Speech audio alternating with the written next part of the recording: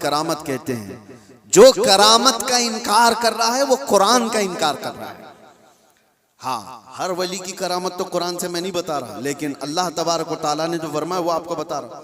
हमने कहा गौसे पाक रज़ी अल्लाह तआला अन्हु, अब चंद बातें मैं सरकार गौसे पाक की बताकर इस एतराज का जवाब देता हूँ। सुल्तानुल औलिया गौसे पाक रज़ी अल्लाह तआला अन्हु की बारगाह में एक औरत आई, अपने बच्चे को लेकर कहा कि इसको अपने पास रख लीजिए। आपने कबूल कर लिया, बच्चा तरबियत में आ गया। गौसे पाक की बारगाह में रहना पलना किसके नसीब में हो। चंद महीनों के बाद वो खातून आई, अपने बेटे को देखा, बहुत दुबला पतला, बिल्कुल कांडी हो गया, हड्डियां निकल गई। माँ तो माँ है, देखती है बच्चा कैसा हो गया, सूख गया, काटा हो गया। तो उसने देखा कि गौसे पाक कहाँ है, जा करके देखती है अंदर तो गौसे पाक के दस्तरखान पर अच्छी अच्छी ग़िज़ाएं थी, कुछ मुर्ग गोश्त वगैरह रखे हुए थे, और ये बूढ़ी औरत का बेटा सूखी रोटी पानी में भिगो कर खा रहा है, कोने में बैठा हुआ। अब एक माँ को लगे ही बात, खुद इतना अच्छा खाना खा रहा है, मेरे बेटे को परवरिश में रखे, कैसा खाना खिला रहे इसको। उस औरत ने कहा ये कैसी तरबियत है सैयदना अब्दुल कादिर, ये क्या है, मेरा बच्चा तो ऐसा है। आपने जवाब कुछ नहीं दिया। थोड़ी देर के बाद, खाना खत्म होने के बाद, उन हड्डियों को ऐसे जमा किया और कहा कुम बिइज़्निल्लाह, अल्लाह के हुक्म से उड़ जाओ। एक मुर्गी फड़फड़ाती हुई खड़ी होगी। हाँ, आपने कहा कि जब तेरा बच्चा इस काबिल हो जाए तो वो भी रोज मुर्गी खाए। उसकी तरबियत चल रही है, उसकी तरबियत चल रही है। जब बंदा अपने नफ्स को मार लेता है तो अल्लाह सारी ताकतें उसको अता करता है। अल्लाह के लिए जब बंदा दुनिया छोड़ देता है तो अल्लाह उसका हो जाता है। तो गौसे पाक की ये बात बताने पर एक साहब मुझसे कह रहे थे, कहाँ से आप ये सारी चीजें लेकर के आ गए कि एक बंदा भी किसी चीज को जिंदा कर रहा है। उन्होंने ये नहीं देखा क्या गौसे पाक ने क्या कहा, अल्लाह के हुक्म से उठ जा। गुफ्त-ए वो गुफ्त-ए खुदा बुवत, फारसी में कहा जाता है अल्लाह का वली इस मकाम पर पहुंच जाता है कि जब वो बोलता है तो जुबान उसकी होती है, कलमा अल्लाह का होता है, कलमा अल्लाह का होता है। गौसे पाक की इस करामत पर एतराज करने वाले, तुम्हें पता नहीं, मुर्दों को जिंदा करना, अगर ये सिर्फ और सिर्फ आप ये कहते हैं कि इसकी वजह से शिर्क हो जाएगा, शिर्क का अकीदा, अल्लाह का काम ये जिंदा करना अल्लाह का ही काम है। लेकिन अल्लाह अगर किसी को ये ताकत दे दे तो क्या इब्राहिम अलैहिस्सलाम का वाक़या कुरान में नहीं है? 4 परिंदे ले लो, उनको ज़बह करो, उनका कीमा करो, मिक्स करो, 4 पहाड़ों पर रख कर के आओ, 3रे पारे में है। और इब्राहिम अलैहिस्सलाम ने 4 परिंदों को ज़बह किया, उनका कीमा किया और अलग अलग पहाड़ों पर रख कर आए। और फिर अल्लाह ने फरमाया हर परिंदे का नाम लेकर बुलाओ, तुम मदउहुन्ना यातीनका सअया। कुरान में परिंदों को जब से इब्राहिम अलैहिस्सलाम ने पुकारा वो उड़ते हुए आए अपनी अपनी मुंडियों के साथ, और इधर जो गोश्त था वो पूरा जिस्म बन गया और सब के सब अपने अपने मुंडियों से जुड़ गए और जिंदा परिंदा होकर उड़ गए। ये वाकया कुरान में मौजूद है। सिर्फ इतना ही नहीं मेरे अजीजों, ईसा अलैहिस्सलाम के बारे में कुरान क्या कहता है कि ईसा अलैहिस्सलाम वो उबरिउल अकमह वल अबरस व उहयिल मौता बिइज़्निल्लाह, जो सफेद दाग वाला होता था, कोढ़ की बीमारी वाला होता था, ईसा अलैहिस्सलाम हाथ रखते तो सही हो जाता था। और कभी मरे हुए आदमी को ठोकर मारते तो जिंदा खड़ा हो जाता था। मट्टी के परिंदे बनाते, फूंक मारते वो उड़ने लग जाते थे। ये इधर उधर की किताबों की बात नहीं कर रहा हूँ, कुरान की बात कर रहा हूँ। कुरान में मौजूद है। अल्लाह के नबियों को अल्लाह ने ये ताकत अता की थी। मेरे अजीजों, गौसे पाक रज़ी अल्लाह ताला अन्हु की इस करामत पर एतराज करने वाले वो सिर्फ जाहिर को देखते हैं। गौसे पाक उम्मत मुस्तफ़ा के वली कामिल हैं, रसूलुल्लाह की उम्मत के वो औलिया के सरदार हैं। अल्लाह ने उनको वो ताकत अता फरमाई थी कि जब वो किसी चीज को हाथ लगा देते तो अल्लाह उनकी उस चीज को पूरी फरमा देता था। अब आपको चंद करामतों के बाद ये भी मैं बता दूं, एक बार गौसे पाक रज़ियल्लाहु ताला अन्हु बयान कर रहे थे और एक चील उड़ती हुई आई ऊपर से, बहुत ची ची ची आवाज कर रही थी। तो मजमे में इधर से उधर लोग देखने लग गए। डिस्टर्ब हो जाता ना, यहाँ होता है, अभी थोड़ी सी आवाज उधर आ जाए तो सबकी गर्दनें उधर हो जाएंगी। और गौसे पाक के मजमे में ये बेअदबी है, हुजूर गौसे पाक खुतबा दे रहे हो और इधर उधर कोई चेहरे उठाए तो आपने सिर्फ और सिर्फ घूर करके उस चील को देखा उसकी मुंडी अलग और धड़ अलग गिर गए। वो मर के तड़पने लगी, खत्म हो गई। आपका खुतबा चलता रहा, अब कोई गर्दन उठा के देखता भी नहीं था, सब गौसे पाक की तरफ कि वो निगाहे जलाल जो चील पर पड़ी थी कहीं और भी ना पड़ जाए। सबका इन्हिमाक तवज्जो के बाद जब गौसे पाक का खुतबा खत्म हुआ तो ऐसा नहीं कि आप उस चील के पास गए, उसके मुंह को उठाया, उसके धड़ से लगाया, कहा कुम बेइज़्निल्लाह, अल्लाह के हुक्म से उड़ जा। वो चील फिर से जिंदा उड़ती चली गई। ये करामात के बाब में है। ये करामात, इसको क्या कहते हैं? करामत मौजिज़े का परतव है। अल्लाह के वली के हाथ से ऐसा काम जो आम आदमी नहीं कर सकता, और ये खसूसी ताकत अल्लाह ताला ने अपने बंदों में उन औलिया को दी है जो मुत्तकी और परहेजगार होते हैं। अब मैं आपको बताता हूँ, वक्त कम है।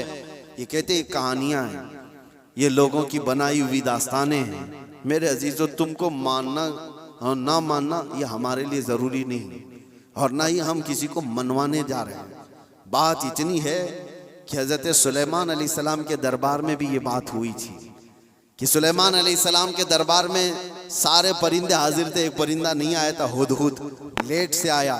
सुलेमान अलैहिस्सलाम जलाल में कहा उसको मैं सजा दे दूंगा। बहुत देर के बाद आया, पूछा कि तेरा उज्र बता, क्यों तू ताखिर से आया। ये भी कुरान की बात कर रहा हूं, 19वें पारे में उठा करके आप पढ़ लेना इसको। उसने कहा, ऐ अल्लाह के नबी, मैं उड़ते उड़ते एक ऐसी जगह पर चला गया था जहां देखा लोग शिर्क कर रहे, सजदा कर रहे, एक औरत को सजदा करते हैं, सूरज को, और एक औरत उनकी हाकिम है। औरत उनके ऊपर हुकूमत कर रही है जिसका नाम सबा बल्कीस है। सुलेमान अलैहिस्सलाम ने कहा, अच्छा ऐसा है तो जा करके, अब सुलेमान अलैहिस्सलाम ने कहा मेरा खत दे दो, अल्लाह की बारगाह में वो सरबसुजूद हो जाए, शिर्क को छोड़े और वो ईमान लाए। खत ले जा करके दिया गया। कौन? परिंदा ही। वो औरत मानने से इनकार कर दी, जो भी मामला है, और वो लड़ना चाहती थी, अपनी फौज लेकर के सुलेमान अलैहिस्सलाम के पास आना चाहती थी। फौज लेकर वो निकली, लेकिन उसके साथ एक मामला था। वो जिस तख्त पर बैठती थी वो दुनिया का सबसे महंगा तख्त था। ऐसा तख्त था कि सोने और चांदी से जड़ा हुआ, हीरे कीमती उस पे लगे हुए, और उस तख्त की हिफाजत के लिए 7 दरवाजे बने हुए थे। हर दरवाजे पर संतरी पहरेदार खड़े। सुलेमान अलैहिस्सलाम को ये बात हुदहुद ने बताई, लेकिन ये तो जिक्र कुरान में इसका नहीं है। लेकिन सुलेमान अलैहिस्सलाम को ये मालूम था कि उसका तख्त है। वो गैब की जानने वाले को ही नबी कहा जाता है। आपने सिर्फ अपने मजमे में इतना कहा, सुना है बल्कीस अपने यहां से निकली। बल्कीस कहां रहती थी? यमन में। सुलेमान अलैहिस्सलाम कहां रहते थे? फिलिस्तीन में। आप डिस्टेंस आज के जमाने में भी नाप के देख लेना कितने किलोमीटर का है। यमन कहां है और फिलिस्तीन कहां है। सुलेमान अलैहिस्सलाम ने अपने मजमे में सिर्फ इतना कहा, कोई है जो बल्कीस के आने से पहले वो तख्त मेरे पास लेकर आ जाए। जो तख्त हिफाजत में है, 80 गज लंबा, 40 गज चौड़ा, छोटा मोटा नहीं, 80 गज लंबा, 40 गज चौड़ा, और उतना ही मोटा। तो सुलेमान अलैहिस्सलाम ने जब ये कहा तो किसने जवाब दिया सबसे पहले? वो भी कुरान में, क़ाल इफ़रीतुम मिनल जिन्नि अना आतीक बिही क़ब्ल अन तक़ूम मिन मक़ामिक। एक जिन खड़ा हुआ, जिन्नात जो मुवक्किल हाजिर करने के लिए बाबा लोग चिल्ले कर रहे हैं, उनको भी बयान कर रहा हूं मैं। कुछ लोग ये समझते हैं जिन्नात मिल जाना चाहिए, हाथ में वो कर दूंगा, ये कर दूंगा। जिन्नात हाथ में आ गए तो पूरी बैंक लूट लूंगा, जिन को लगा दूंगा, थैले भर भर के पैसे ला कर दे देगा। जिन की हैसियत क्या है तुम्हें पता भी नहीं, किसी दिन उठा के तुमको ही पटक देगा। जिन क्या कहता है कुरान में है, ऐ अल्लाह के नबी मैं ला के दूंगा, वो तख्त मैं ला करके दूंगा। कब तक? आपकी ये मजलिस खत्म होने से पहले। अभी अगर मजमे में कोई मुझसे कह दे कि हज़रत जुम्मा की आपका बयान होने से पहले मैं एक काम कर दूंगा, तो आपको समझ में आ जाएगा कितना टाइम है। बस 4-5 मिनट की बात होगी। उस जिन ने कहा, अच्छा ये सुनने के बाद आपको भी लग रहा होगा जिन ने कहा है तो ठीक है, ला के दे सकता है। जिन्नात की ताकत सबके दिमागों में बैठी हुई है। जिन तो मतलब जिन है, यहां से उड़ा उधर पहुंचा, उधर से उड़ा इधर पहुंचा, यही दिमाग में है ना। कुछ भी कर सकता है जिन, ये सबके दिमाग में है। लेकिन सुलेमान अलैहिस्सलाम ने उस जिन से कहा, नहीं, इससे भी जल्दी कोई ला सकता है। दूसरा जिन नहीं खड़ा हुआ। क्या इस जिन को इतनी ताकत नहीं है, मैं ला सकता हूं। दूसरा जिन नहीं खड़ा हुआ। कुरान कहता है क़ालल्लज़ी इंदहु इल्मुम मिनल किताब, किताब का इल्म जिसके पास था, अल्लाह का एक वली खड़ा हुआ सुलेमान अलैहिस्सलाम की उम्मत में। वो कहता है अल्लाह का वली जिनका नाम आसिफ बिन बरकिया बताया जाता है, उन्होंने कहा अना आती कभी कबल अन यरतद्द इलैका तरफुक, ऐ अल्लाह के नबी मैं वो तख्त लाऊंगा। कितनी देर में? कहा कि आपकी पलक झपकने से पहले। और फिर कुरान कहता है फलम्मा रआहु मुस्तक़िर्रन इंदहु, सुलेमान अलैहिस्सलाम की बात कंप्लीट भी नहीं हुई थी, आपने पलट कर देखा तो वो तख्त वहां हाजिर था। कौन लाया? सुलेमान अलैहिस्सलाम खुद नबी हैं, उनका पावर अपनी जगह पर, लेकिन लाने वाला नबी नहीं था, वो उस उम्मत का वली था। किस उम्मत का? बनी इसराइल में है। सुलेमान अलैहिस्सलाम बनी इसराइल के नबी हैं। बनी इसराइल के एक उम्मती वली ने वो तख्त पलक झपकने से पहले हाजिर कर दिया। 1000 किलोमीटर से भी ज्यादा का डिस्टेंस है यमन और फिलिस्तीन में, ज्यादा है, उससे ज्यादा है, और तख्त पलक झपकने से पहले लाकर हाजिर कर दिया। और कुरान की आयतें पढ़ो, उन्होंने ये नहीं कहा मेरे बाजू की ताकत है, मेरी कुव्वत है, मैं इतना पावरफुल हूं, बल्कि तख्त हाजिर करके उसके बाद सुलेमान अलैहिस्सलाम ने क्या कहा? हाज़ा मिन फज़्ल रब्बी, ये मेरे रब का फजल है, ये मेरे रब का फजल है। अब तवज्जो चाहता हूं, सुलेमान अलैहिस्सलाम के उम्मती बनी इसराइल के वली, उनको ये ताकत है, उनको ये ताकत है कि वो यमन से फिलिस्तीन में पलक झपकने से पहले तख्त ला सकते हैं। तो बहरहाल सुलेमान अलैहिस्सलाम से कई दर्जे अफजल मोहम्मदुर रसूलुल्लाह हैं। बनी इसराइल से कई दर्जे अफजल उम्मत मोहम्मदिया है। बनी इसराइल के वली का मकाम जहां तक नहीं है, उससे कई दर्जे अफजल रसूलुल्लाह की उम्मत के वली का मकाम है। और आम वली की बात नहीं, वलियों का वली और सुल्तानुल औलिया गौसे पाक का मकाम कुछ और है।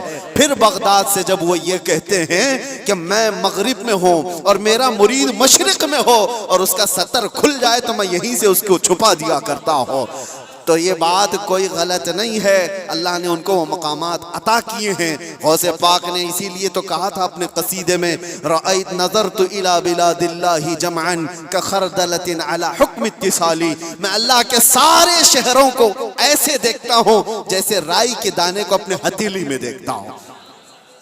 हाँ, ये कुरान से मैंने बताया है, लफाजी नहीं है। जो कहते कहानियां हैं, वो कुरान भी तो पढ़ करके देख लें। कुरान पढ़ने के बाद उन्हें समझ में आ जाएगा कि वली की ताकत क्या होती है, वली की करामत क्या होती है। करामतों का मुनकिर ये कुरान का मुनकिर है। अल्लाह उनको हिदायत अता फरमाए और हमें हमेशा औलिया के कदमों से वाबस्ता रखे।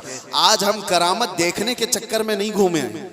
मैं ये भी बात बता दूं, आप ये मत सोचो कि मुझे यहाँ करामत दिखना चाहिए, वहां करामत दिखना चाहिए। आप करामत देखने के चक्कर में इधर उधर ना जाओ, आप वलियों के तकवे देखने के लिए घूमते रहो, वलियों की शरीयत पर अमल को देखते रहो, ताकि तुम्हारे अंदर भी वो तकवा आ जाए, तुम्हारे अंदर भी वो अमल आ जाए। हाँ, बस आखिर बात ये है कि हम दुआ यही करते हैं कि इन औलिया के दामन से वाबस्ता रहें, जिंदा भी इनके कदमों में रहें और मरें तो इनके आसपास रहें।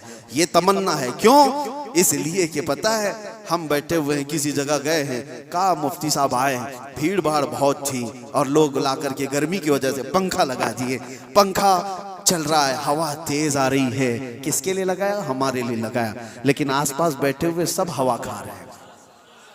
उनके लिए लाया नहीं गया था पंखा, हमारे लिए लाया गया था। लेकिन पंखा ऐसा नहीं है कि एक ही जगह फेंक रहा है हवा, बल्कि आसपास जो बैठे हुए हैं वो भी गर्मी से जो बेहाल थे अब बाहाल हो गए, उनको भी हवाएं मिल रही है।